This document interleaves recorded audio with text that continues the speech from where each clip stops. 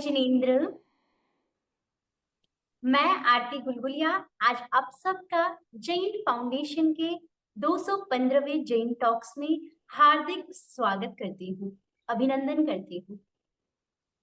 आज के हमारे इस कार्यक्रम में डॉक्टर मेधावी जैन गुड़गांव से हम सबको एक बहुत ही इंटरेस्टिंग टॉपिक के ऊपर हम चर्चा करने वाले हैं। सबसे पहले मैं आप सभी को विषय प्रवेश के बारे में बताना चाहूंगी। आज का विषय बहुत ही इंटरेस्टिंग और यूथ जनरेशन को अट्रैक्ट करने वाला है। जैसा कि आप सभी जानते हैं, 5 interlinking scientific aspects of Jain philosophy. इस टॉपिक के अंदर हम सबसे पहले बात करेंगे चेतना के बारे में। चेतना से आगे बढ़ के हम जाएंगे कर्म और एथिक्स के साथ, कैसे हम अपनी चेतना और कर्म आपस में जुड़े हुए हैं। इसके बाद ये चेतना और कर्म का मिलन कहाँ रहता है, इस कॉस्मोग्राफी के बारे में चर्चा की जाएगी। और इसी के साथ में इस लोक के सबसे छोटे अंश परमाणु से लेकर के लोक के अग्रभाग में स्थित परमात्मा तक की चर्चा, उस परमाणु और परमात्मा तक की यात्रा आज हम डॉक्टर मेधावी जैन से जानेंगे। मैं कार्यक्रम को शुरू करने से पहले हमारे स्पीकर जो हमारे साथ जुड़ चुके हैं, डॉक्टर मेधावी जैन का हार्दिक स्वागत और अभिनंदन करना चाहूंगी। आपके लिए मैं जैन फाउंडेशन की तरफ से कहना चाहूंगी, शब्दों से नहीं श्रद्धा से, शब्दों से नहीं श्रद्धा से, अक्षरों से नहीं आस्था से अभिनंदन करते आपका। स्वीकार कीजिए अभिनंदन हम सबका, स्वीकार कीजिए अभिनंदन हम सबका। Thank you. डॉक्टर मेधावी जैन किसी परिचय का मोहताज नहीं है। इनका परिचय इनकी पवित्र आभा मंडल, इनका जैसा कि हम सब जानते हैं, डॉक्टर मेधावी जैन एक बहुत ही प्रतिष्ठित संस्थान की स्थापना इन्होंने की, धर्मा फॉर लाइफ, जिसके अब तक 3 कार्यक्रमों की सफल आयोजना ये कर चुकी है। उन आयोजनों के माध्यम से ये जैन फिलॉसफी को देश भर में प्रतिष्ठित व व्याख्यायित करवाते हैं। इसी के साथ साथ में इन्होंने एज अ लाइफ कोच इन्होंने 11 से अधिक पुस्तकें लिखी हैं। इसके साथ साथ में इन्होंने बहुत सारे रिसर्च पेपर्स पे काम किया है। इन्होंने राजस्थान टाइम के साथ में यूथ फिलोसॉफिकल क्वेरीज को एड्रेस करने के लिए मन की मेधा नाम से एक बहुत ही फेमस पॉडकास्ट चलाया है। इसके साथ साथ में she is a very good leader. इनके अंदर नेतृत्व क्षमता जन्मजात है, मैं कहना चाहूंगी। और इसके साथ साथ में इन्होंने सिद्धांत ज्योति महिला मंडल 2010 से ये उसका सफल नेतृत्व कर रहे हैं। देश भर के तमाम संस्कृत, प्राकृत व जैन विद्या के संस्थानों से ये जुड़े हुए हैं। International school for Jain studies, Arihanta institute और भी अनेक अनेक यूनिवर्सिटी से ये जुड़े हुए हैं। समय समय पर अपनी अध्यक्षता प्रदान करते हैं। इसी क्रम में वो आज हम सब के बीच में अपना बहुमूल्य समय निकाल के आए हैं। और बाकी तो इनकी तारीफ मैं क्या ही करूं। आप जैसा इनका नाम है मेधा, उसी के अनुरूप ये मेधा हमेशा फैलाते रहते हैं। निवेदन करती हूँ डॉक्टर मेधावी जैन से कि वो आगे का कार्यक्रम संचालित करें व आगे के अपने लेक्चर से हम सभी को लाभान्वित करें। डॉक्टर मेधावी Jain. Thank you so much, Aarti, and thank you so much, Smita and the Jain Foundation for inviting me to give a talk. So from past, one week, I have been working on this presentation, trying to simplifying the complex topics. So I'm going to share my screen next. So is it visible, Smita? Okay. So today we are going to cover very complex and detailed topics. I have named the presentation as 5 interlinked scientific aspects, and I have put the word rational also. I will describe it later that why I have put rational as well, because of the 5th topic I have taken. So let's start this presentation. We may join our hands to start the prayer first. Namo Arihantanam.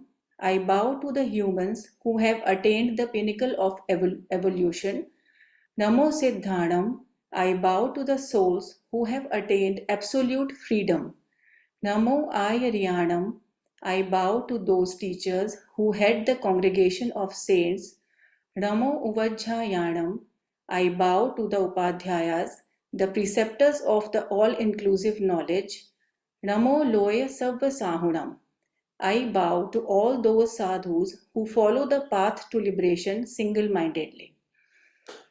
Our first topic is going to be evolution and consciousness. Under this topic, we will discuss, according to the Indian wisdom traditions, not only according to Jain philosophy, but all Indian wisdom traditions, how evolution and devolution are the inevitable parts of the journey of the consciousness. Because right now we only study about the evolution, that how we have evolved. But we see that in Indian traditions, we see that evolution and devolution both run parallelly, and they are the inevitable parts of the journey of consciousness. The second topic we will cover is role of karma in the journey of consciousness. We see that how the incessant series of cause and effect known as karma in Indian tradition keeps the consciousness bound in the loop of life and beyond. The third topic we will cover is existence of other dimensions.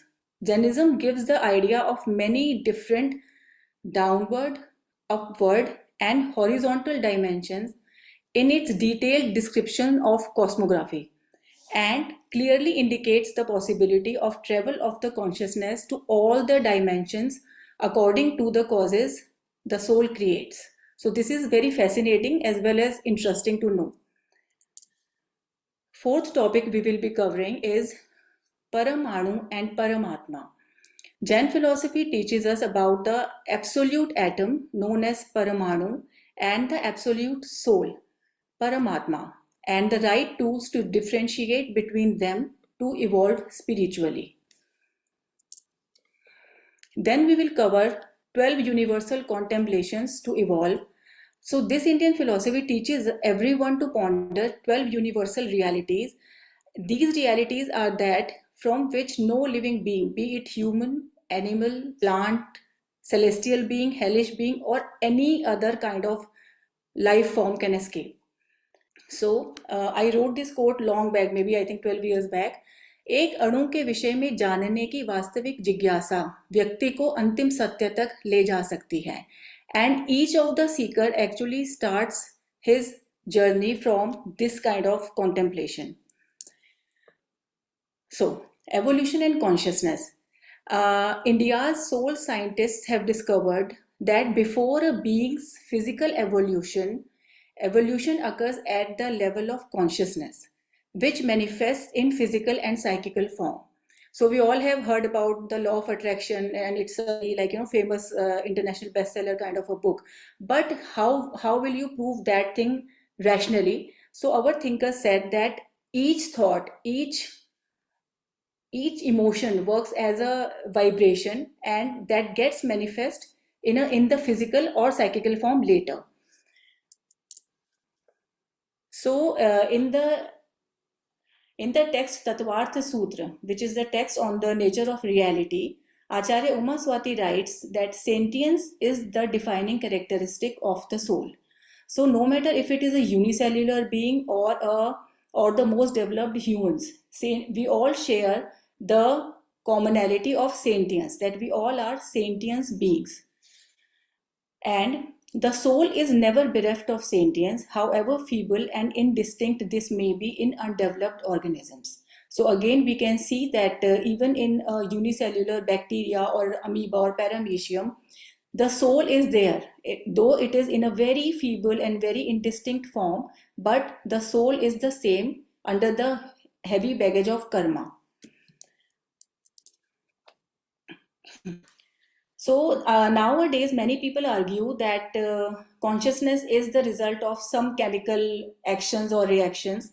But Rudy Jansma is one of the foreign scholars, has written in one of his books, consciousness is first and is in no way the result of chemical complexity, but is the cause of it. So even any chemical reaction or action, there is the consciousness underneath it working. So now comes the role of karma in that scenario, and we see that directed by the various processes of karma, the soul passes through different states which generate changes in its nature. So right now, if I am speaking and you guys are listening, so each of us is performing some or the other action, and that action is saving the effect for the future for each of us separately. So, like we can see, for example, today we know science has proven that how the unicellular beings eat each other in order to survive. So, this way we know that even they create causes. Yeah. So, and if they get hungry, they are searching for the food. They are searching for the mating partner. So we can see that they are also creating causes and enduring their effects with each passing moment. So hence, be they the least developed beings like amoeba or paramecium, or whales, or all marine animals, or birds flying in the air, whichever animal we can take, and of course humans, we are in this loop already. All of us are caught in the vicious cycle of cause and effect. Now, the interesting thing comes here that Indian thinkers not only provided the theory of evolution, but also described how devolution is intricately associated with and parallel to evolution. For example, if I am having good thoughts, if I am performing good actions, I am inevitably collecting the good effects, good post effects. But at the same time, if I am jealous of someone, if I am angry at someone, if I am filled with the feeling of pride that I have done this, I have done that, or if I am hurting some other being, be it human or be it any being, any lesser developed being, at that time I am collecting karma that is causing long term devolution for me. So this is the interesting thing in Indian philosophy. So basically, hence, just as a specific soul can evolve through certain actions, it can devolve through other actions. So we see that in Indian scenario, we see that evolution and devolution both work parallel. So these actions initiate through the soul's psychical weaknesses and eventually manifest into the physical. So if I am carrying some psychical baggage or psychical issues or emotions in the form of desires, passion, anger, feeling of pride, lust, greed. At that time, I am devolving. But at the same time, if I am busy in deep contemplation about the nature of the self, if I am helping someone, or if I am motivating someone, that time I am evolving. So this is as simple as that. I mean, no big science, but it is as simple as that in Indian culture. That is why in every Indian household we see that everybody is afraid of that जो बोओगे वही काटोगे. So you have to be cautious about your actions, about the actions you are performing. Be it your eating choices, be it the way you deal with your staff, or be it anything, be it anything. So we are, we are guided to have good thoughts. So now we have come to the second topic, which is role of karma in the journey of consciousness. So I have put some different images here. Here we can see that if a student is getting degree, that is also a kind of creating an cause, right? And if someone is earning money, continuously we are performing karma. If a wrestler is wrestling, he is also continuously accumulating karma. If a potter is making a pot, that is also a form of action. So we see that even cause and effect. Somebody will light a lighter into the hair, into the grass or a house. The effect will be fire. So basically, karma is inevitably, we are continuously performing karma. Even if I am sleeping, that is also a kind of karma. If I am drinking water, that is karma. If I am going to the loo, that is also a karma. So continuously, karma, cause and effect. We are continuously enduring some effect and in turn creating some other causes for the future. So, Kundakundacharya in Samay Sar tells us that mostly we are being taught to avoid the bad deeds. But at a higher spiritual level, our teachers guide us that if the pap or the bad deeds are the shackles of iron, the good deeds are the shackles of gold. So nobody wants to live in a you know, in the पिंजरा of gold, और वो तो पिंजरा ही है, चाहे हम gold के पिंजरे में रहें या आयरन के पिंजरे में रहें. So at a higher spiritual level we are talking about, but for a normal householder, punya is suggested to do, suggested to be done. So we see that Indian thinkers convey clearly that each of us can step out of the cycle of cause and effect. And how we can do it? Through the tools of knowledge and perception. So, how to move ahead on the path to seeking the truth, or to improvise the self or evolve spiritually? Our thinkers have said that the consciousness can decide its own destiny, as the soul has an inherent capacity which can affect how the bondage is ended, thereby affecting its own fate. So that is why if one person is sitting in Delhi searching for the truth, and the other person sitting is in the USA and searching for peace of mind or whatever, we will eventually land on the same page, because there is the truth is same for us. So if I am searching for peace of mind, I will also find the same thing, and the person seeking the in the USA, be it if he has a guidance of a spiritual guru or not, but eventually we will land on the same page, because as conscious beings, we are inherently equipped the how to end the bondage, and therefore we can decide our own destiny and our fate. Coming to the third topic, so in Jain philosophy, there has been a very detailed description of the existence of other dimensions.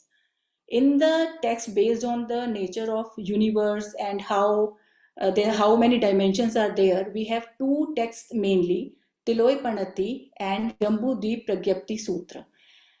So there, where we can see that there are many parallel dimensions in the whole universe. Yeah. So not only there are vertical, downward and upward dimensions where souls can travel under the effect of karma, but we see that there are also parallel dimensions in the horizontal plane where there is the possibility of taking birth according to the causes a specific soul generates. So this is the aerial view of the horizontal dimensions. For example, let's take one dimension as of now.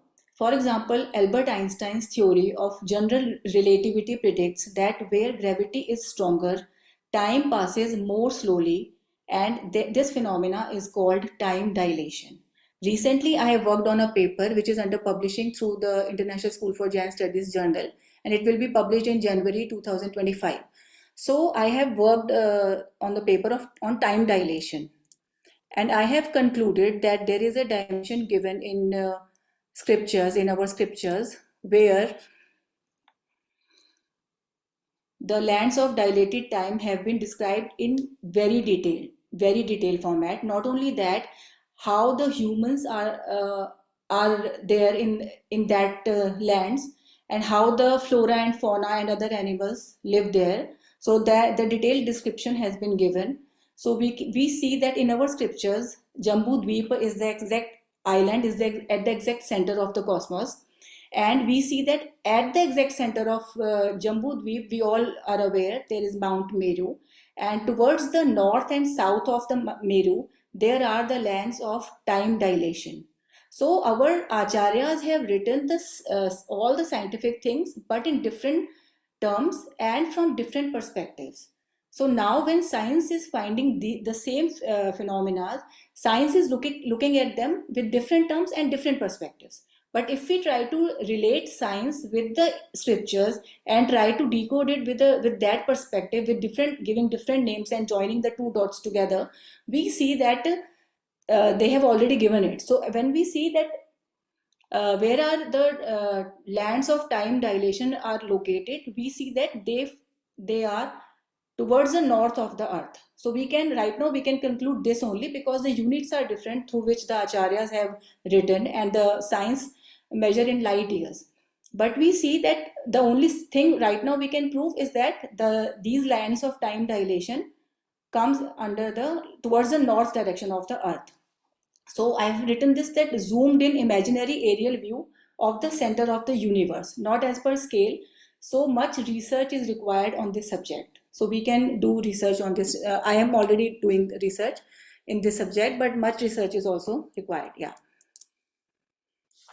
So all the Jains are equipped with this knowledge that this is the shape of the universe given in the Jain scriptures, where we see that on the crown of the universe, tip of the universe, there is Siddha Shila, abode of the liberated beings, and the vertical dimensions are called the Devalok, or the abode of the demigods and heavenly beings. We all know that. And in the downward dimensions there are all hells, and in the middle dimensions, which is called Madhya Loka, this is the abode of humans and animals. We all are aware of that. So Dr. Narendra Bhandari has been India's space scientist. He has given this description in his book Jainism, the Eternal and Universal Path to Enlightenment. He has tried to join the map of the universe given in the Jain scriptures with the 11 dimensions string theory currently scientists are working upon. So the cosmic space, or Lokakash, showing its 11 arms as marked, as we can see, like 1, 2, 3, and there are 11 arms. Each arm may symbolically represent a dimension of the universe and may agree with the string theory, which is known as M theory, which envisages an 11-dimensional universe with 10 dimensions of space and the 11th dimension marked by T as representing time. And the Trasnadi T is proposed to be a wormhole that connects various parts of the universe. So Trasnadi is this pillar-like thing, and he has given it name T as a wormhole. So this is the image I try to generate through the help of ChatGPT of the parallel dimensions of the universe. So according to the Indian wisdom, the one who envisioned the entirety of the whole cosmos is the soul. So when we ask, like, who is God and who is the all-knower reality, who knows it all, there has to be someone, there should be someone. So according to the Indian wisdom, the one who can envision the entirety of the whole cosmos is no other than the soul itself. The only conscious substance in the entire cosmos knows it all, the beacon of enlightenment in the darkness of ignorance. So when we try to find out, like, where is God? So that is why in Indian wisdom we are being taught that look inside, all the answers are inside. So as we saw earlier, at the crown of the universe, there is a place known as Siddha Shila, or the abode of the Siddhas. According to the Indian philosophy of Jainism, each soul is equipped to attain the peak of spiritual bliss, or moksha, through its inseparable attributes of knowledge and worldview. The only thing we are supposed to do is to peel off the layers of ignorance and try to gain as much knowledge as possible, as much all-inclusive knowledge as possible. So, when the whole world boggles about our insignificance in this vast universe, the Indian wisdom tells us where we are exactly and what is the purpose of all this drama called life. So right now, this image is nowadays is very famous in, like, WhatsApp forwards and all, that don't take stuff so seriously. Remember, you are here. So we are living at the peck of dust, maybe. So at this point, science and Jain philosophy, they go hand in hand actually. So when we try to decode the cosmographical structures, Jambudvipa, and other dimensions of the universe, we see that even our Earth, according to the Jain philosophy as well, it is actually as small as a peck of dust only when we try to see them in the appropriate ratios.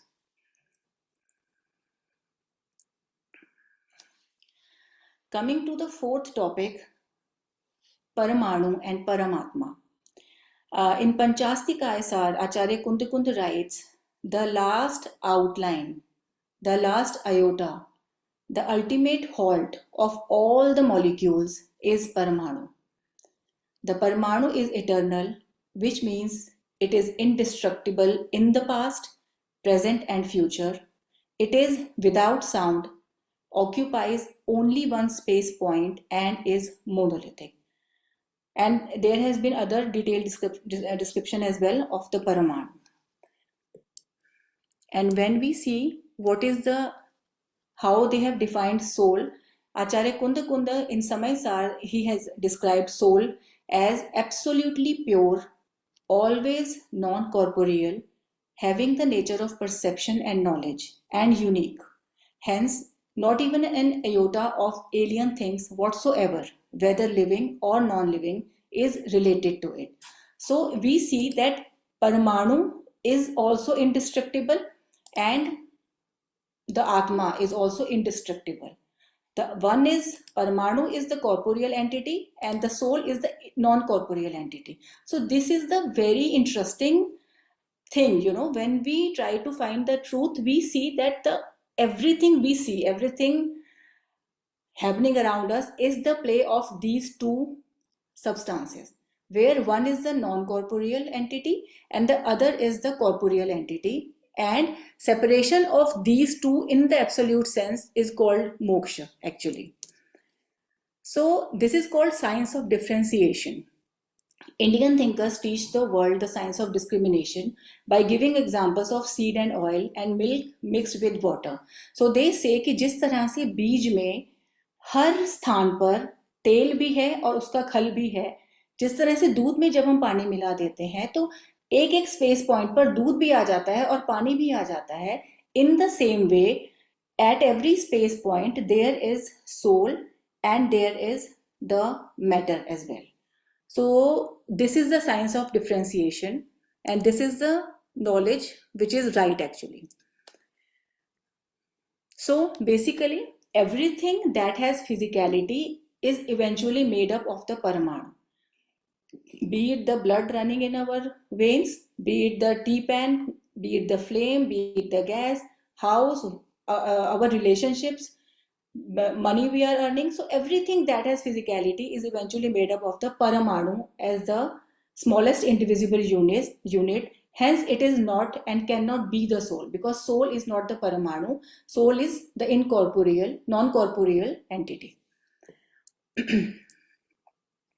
And when we see then what is soul, if we are saying that everything that has physicality is not soul, our acharyas have taught us that the soul, you are all abundantly powerful. You all have infinite bliss. You have infinite worldview. You have infinite power, infinite knowledge. And spirituality is to strive to access the real nature of the self. So these four traits are, each of us have plenty of them. Infinitely we are blissful. We have so much knowledge inside us. So the purpose of life is to make the best use of whatever best traits we can access in ourselves. So I wonder that why people do not think this way, that the words themselves have the key to decode the reality. So when we see Paramanu and we break them into simpler terms, it is Param plus Anu. Paramanu, or the absolute atom, and this is the science of the physical. And when we say Paramatma, so we think of some higher entity as a Paramatma. So we should see that we are the Paramatma only. We are the normal souls. We have to access the absolute soul. So Param plus Atma is Paramatma, and this is the science of the spiritual. So we can see that here science and spirituality can meet. Paramanu plus Paramatma. Now coming to the last topic, 12 universal contemplations to evolve spiritually, as described in Bharas Anuveka by Acharya Kunda. I have given the quote Pratyaksha ko praman kya. And if you remember, in the beginning of the session, in my title, I have written 5 interlinked scientific and rational aspects. So rational is like, in mathematics and logic, a direct proof is a way of showing the truth or falsehood of a given scenario by a straightforward combination of established facts. So as we all experience life, as we all grow old, we notice there are some things which are, each of us is suggested to ponder. And this is the direct proof, the direct experience is the best way to learn. And with age, we all notice these 12 things for sure. First is contemplation on transitoriness or adhruv bhavana, impermanence of the world.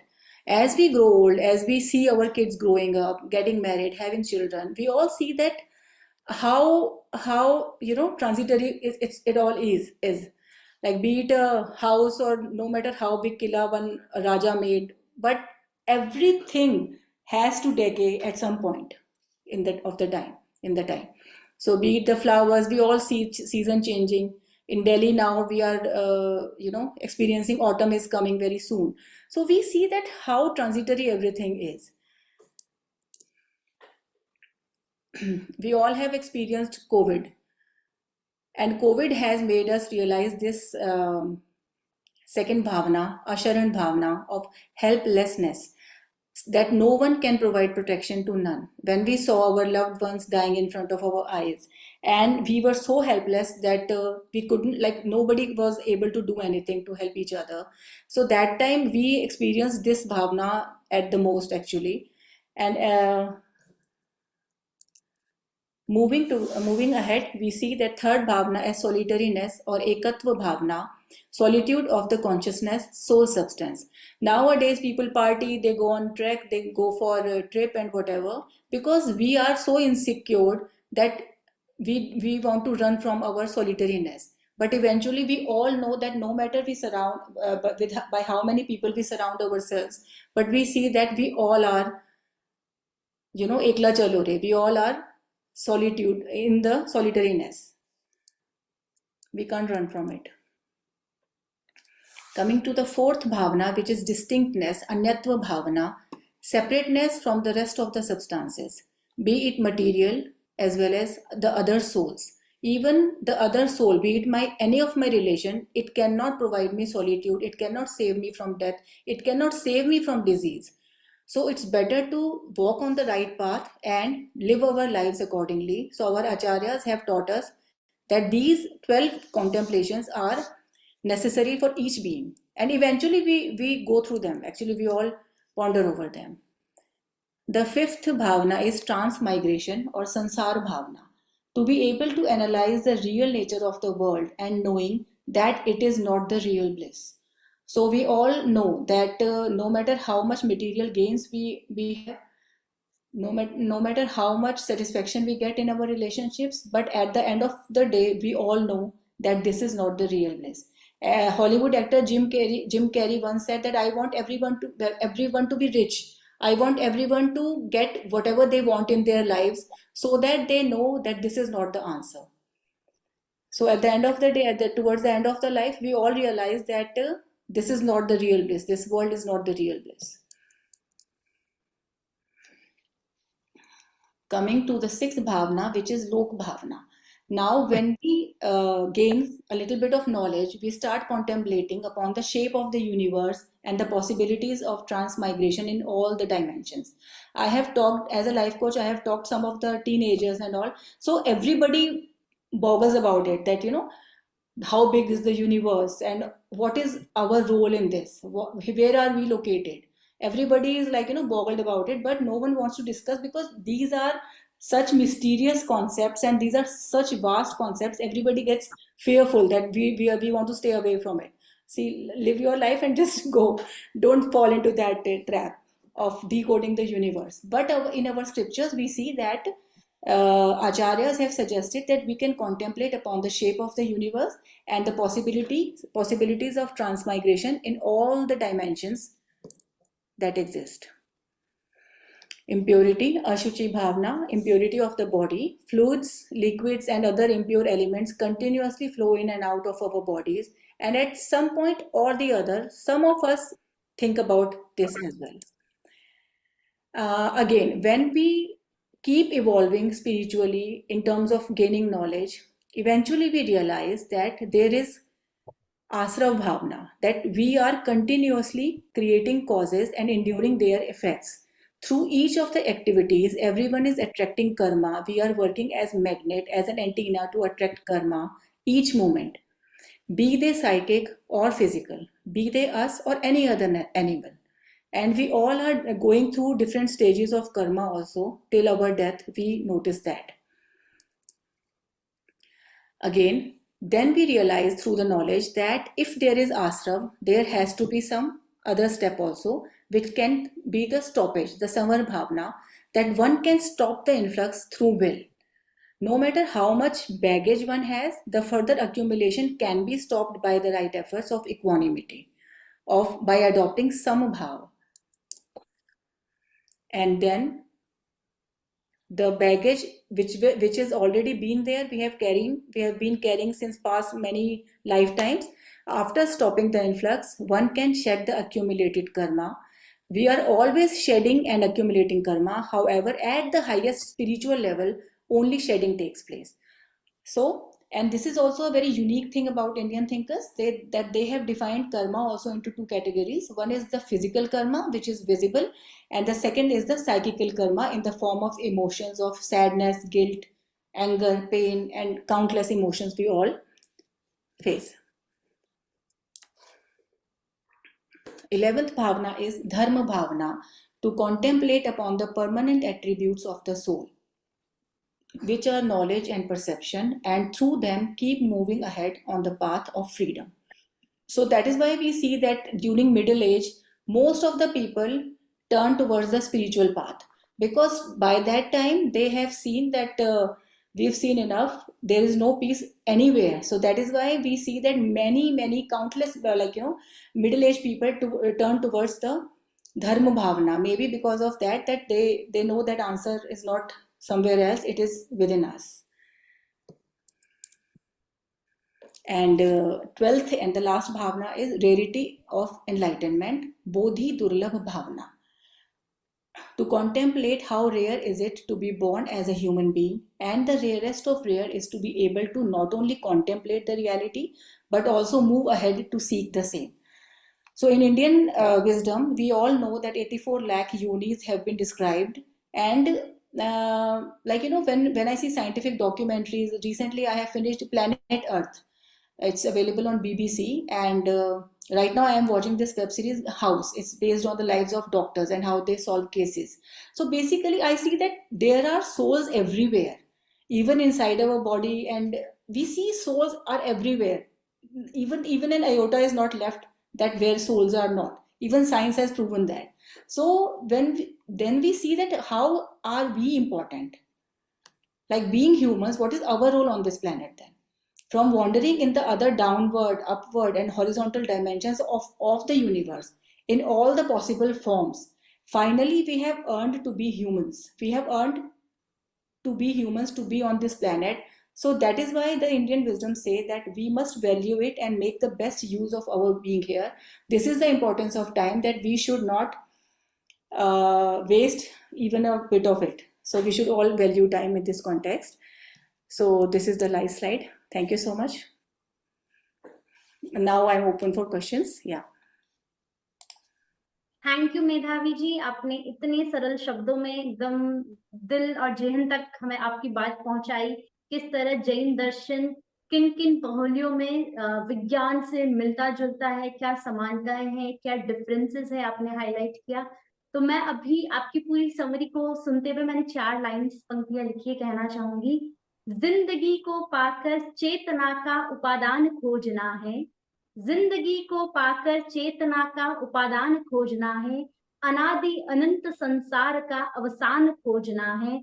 जिंदगी एक जिज्ञासा है उलझी हुई सी, उस जिज्ञासा का समुचित समाधान खोजना है, उस जिज्ञासा का समुचित समाधान खोजना है। तो मैं उन दर्शकों की जो जिज्ञासाएं हैं उसी का समाधान खोजने के लिए, जिन भी हमारे व्यूअर्स को जो भी डाउट्स है वो आप चैट बॉक्स में या रेज हैंड करके हमें बता सकते हैं, तो मेधावी जी उन क्वेश्चंस को एड्रेस करेंगे। ठीक है, मेरे पास कुछ क्वेश्चंस जो आ रखे थे ऑलरेडी चैट बॉक्स के, I would like to ask those questions in the behalf of audience. मेरा पहला क्वेश्चन ये है कि ये जो 12 भावनाएं हैं, क्या इनकी ऐसा है कि एक भाव, क्योंकि मैंने पढ़ा है भाव मुक्ति ही भव मुक्ति, तो वहां जो भाव मुक्ति कही गई है, क्या उनका इन भावनाओं से क्या रिश्ता है और किस प्रकार, क्योंकि भव मुक्ति की बात कही गई है भाव मुक्ति से, भाव शुद्धि ही भव मुक्ति। आई वुड से कि जो ये 12 भावनाएं भी बताई गई हैं, they are also from a relative point of view, right? तो जो अगर एक भावना मैं सोच रही हूँ, हो सकता है आरती आप उसको और ज्यादा डीपर लेवल पर सोच रहे हो, राइट? तो they are also relative and their aim is to take us towards the truth. तो भाव मुक्ति की जो बात है कि ये जो भावनाएं हैं eventually they are also indicating towards a higher dimension. तो they are helping us but they are not the reality. तो वी शुड से कि इवेंचुअली भावनाओं से भी मुक्ति ही चाहिए हमें। यस। हाँ जी, जय जिनेन्द्र, मेधावी जी, as हाँ जी, always, जय thank you Shri so much. Two questions. First of all, for the organizers, I joined this forum first time, so any information they can put as a link. I wasn't aware. Fantastic forum, so thank you so much for that. Number two, मेधावी जी, जैसे आपने बताया, theory of Karma में often ये आता है कि ये भी एक फिलॉसफी है कि सब चीज निश्चित है, राइट? डेस्टिनी और क्रमबद्ध पर्याय बोलते हैं हम उसको। और कई बार क्वेश्चन जो प्रैक्टिकल आता है कि पुरुषार्थ की महिमा क्या है, राइट? कि जब सब कुछ डिस्टाइंड है, तो you can shed some light on that, that would be great.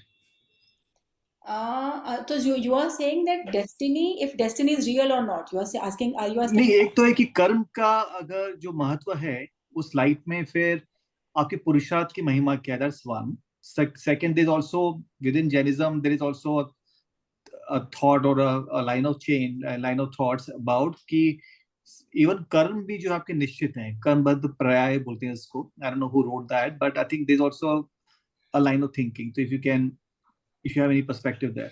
So I think कि जैसा जो मैंने सोचा है फ्री विल के बारे में या उसके बारे में, it is like कि there are two things, one is free will and one is destiny, right? So free will is like कि मैं वॉलेट लेकर मार्केट गई हूँ और मेरे पास कॉइन्स पड़े हैं बहुत सारे, so this is free will that either I will spend 1 rupee coin or 2 rupee or 10 rupee coin. Destiny is which coin I am going to spend finally, right? So at any given scenario I have plenty of options that मैं कोई भी रास्ता पकड़ सकती हूँ, but destiny is कि उन 10 में से मैं एक रास्ता क्यों पकड़ रही हूँ, that is destiny. This is what I have analysed through my experience about destiny and free will.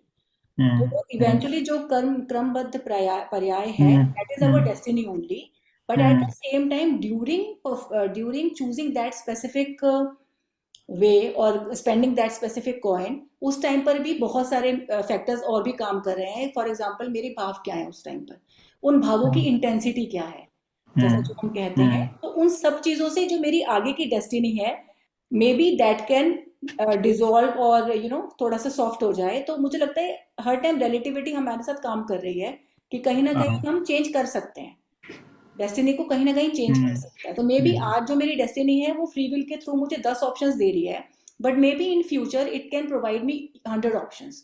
So I have plenty of options to choose from. Yeah, so I think this is the best I can do. Yeah. Thank you so much. Thank you.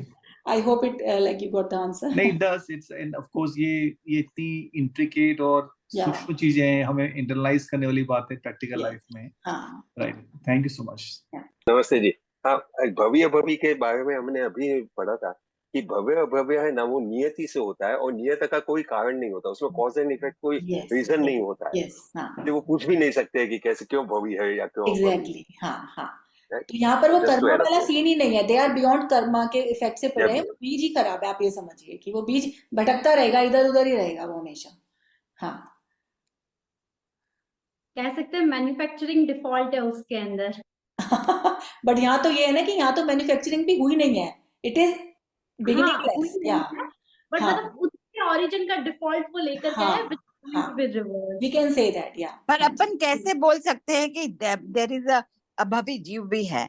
नहीं भी हो सकता है। अपन को तो ठीक है बोला गया है, ये कोई प्रूफ है क्या कि अभवी जीव भी है? एग्जैक्टली। हाँ नंदिता जी, आप बिल्कुल ठीक कह रहे हैं। इसीलिए इस कॉन्फ्लिक्ट से बचने के लिए हमें यही सोचना चाहिए कि हमारी नॉलेज का दायरा बहुत कम है और ये जो विषय है ये सर्वज्ञ का विषय है। हम जिस डायमेंशन में हैं और जो हमारा नॉलेज का दायरा है, उस दृष्टि से हम इसको समझ ही नहीं सकते कभी। ओके, बस उसी को सोचकर चुप रहना पड़ता है। नहीं, चुप नहीं रहना पड़ता, अपने आपको समझाना पड़ता है मे बी। या हाँ, अपने आप को समझाना पड़ता है। एक बार ये प्रश्न मैंने एक जैन मुनि से किया था, तो उन्होंने मुझे, क्योंकि मेरे मन में जिज्ञासा थी कि कहीं हम अभवी तो नहीं है, हम भवी हैं या अभवी। तो उन्होंने समाधान में कहा था कि अगर किसी जीव के मन में ये जिज्ञासा पैदा हो जाए कि क्या वो भवी है, क्या वो मोक्ष जा सकता है, इसका मतलब वो नियत है कि वो भवी ही है, क्योंकि अभवी के मन में कभी मोक्ष की इच्छा पैदा ही नहीं होती है। तो मुझे अभी याद आया कि आचार्य एक मुनि प्रवर ने, आचार्य श्री महाश्रमण जी ने मुझे उत्तर में ये दिया था कि जो अभवी होते हैं उनके मन में कभी ये इच्छा ही पैदा नहीं होती है कि हमें मोक्ष भी जाना है। हम कर्मा की बात कर रहे थे, तो इसमें आता अपना जो टॉपिक था उसमें था environmental health, mental health, physical health and spiritual health. तो जैसे कर्मा तो हमारे इंडिविजुअल होते हैं, और जो इन्वायरमेंट है वो एक यूनिवर्सल और कॉमन है, which is collective to all of us. तो मेरे इंडिविजुअल कर्मा का इस जो कॉमन सार्वजनिक इन्वायरमेंट है, इस पे जो प्रभाव पड़ रहा है उसको जैन दर्शन कैसे परिभाषित करेगा, क्योंकि कर्म तो हमारे व्यक्तिगत होते हैं और प्रभाव हमें इसका सार्वजनिक वस्तु पे दिखाई दे रहा है।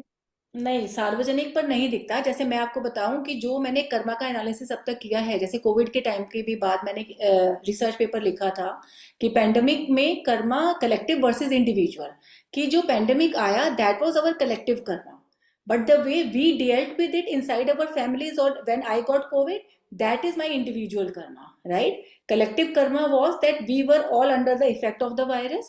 Individual karma is how I personally dealt with that virus, right?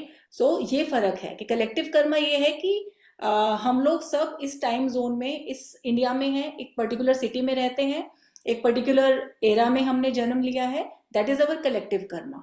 But उस कलेक्टिव कर्मा में हमेशा मेरा इंडिविजुअल कर्मा निहित है, जिसको कि मैं कंटिन्यूअसली परफॉर्म भी कर रही हूँ और कंटिन्यूअसली इंड्योर भी कर रही हूँ। So this is the I think best way I can describe it. या बहुत अच्छे से समझ में आया कि इंडिविजुअल कर्मा से के आधार पे हमने आपसे सीखा है, और ये जैन फाउंडेशन के माध्यम से कलेक्टिव कर्मा का हम सबके शुभ योग हुआ कि आपका हम सबको ज्ञान देने का अवसर मिला।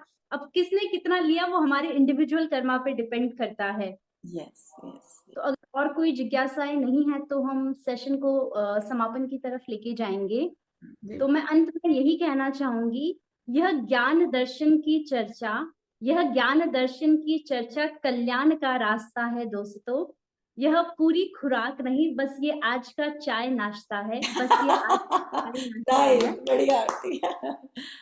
तो आगे भी ऐसी सेशंस होते रहेंगे, तो थोड़ा थोड़ा चाय नाश्ता हम जैन टॉक्स पे करते रहेंगे और इसी के माध्यम से हम सब एक दूसरे का ज्ञान बढ़ाते रहेंगे।